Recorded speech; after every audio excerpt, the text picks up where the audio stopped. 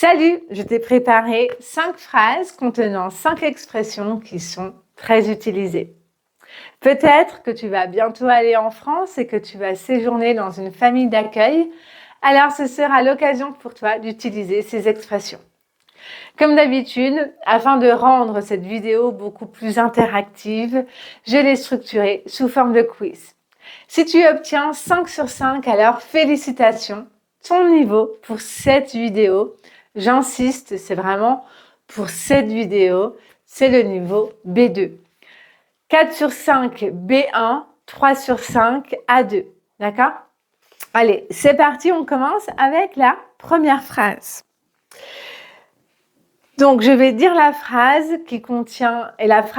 contient l'expression et ensuite il y aura 2 propositions. Aujourd'hui, on est mardi. J'ai plein de choses à faire, mais je suis au taquet. Que signifie être au taquet? A, être très fatigué ou B, être très énergique et efficace. Je relis la phrase.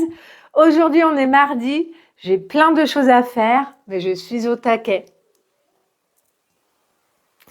Exactement. Être au taquet, ça signifie être très énergique et efficace. Est-ce que toi, aujourd'hui, est-ce que tu es au taquet pour améliorer ton français? Dis-le moi dans les commentaires. Phrase numéro 2. Hier, elle a attendu un ancien collègue au café pendant 30 minutes, mais il n'est jamais venu. Il lui a posé un lapin. Que signifie l'expression « poser un lapin » ? A. Ne pas venir à un rendez-vous ou B. Arriver en avance. Là, avec le contexte, je pense que c'est assez facile. Exactement. Poser un lapin à quelqu'un, c'est ne pas venir à un rendez-vous, mais surtout, c'est ne pas prévenir l'autre personne que vous n'allez pas venir. Et donc ça, c'est poser un lapin. Parle-moi, dis-moi, pendant 15 secondes, raconte-moi, est-ce que dans ta vie, on t'a déjà posé un lapin? Ou peut-être toi, est-ce que tu as déjà posé un lapin à quelqu'un? Vas-y, essaie de raconter cette histoire au passé composé. Vas-y.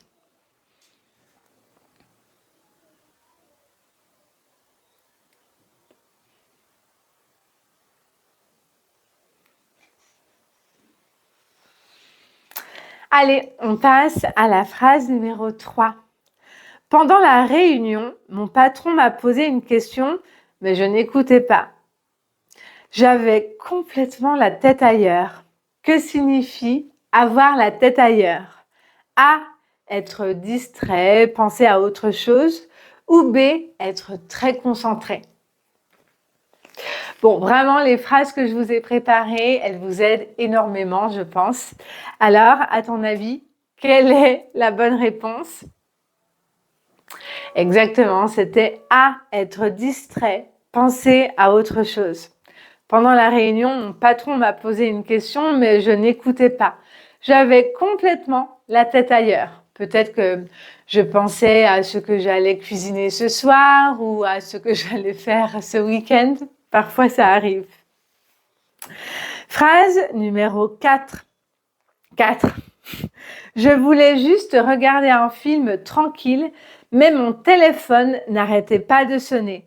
À la fin, ça m'a saoulée et je l'ai éteint. Que signifie ça m'a saoulée? Ou en général, on dit ça me saoule au présent. A, ça m'agace, ça m'énerve. Ou B, ça me rend très heureux.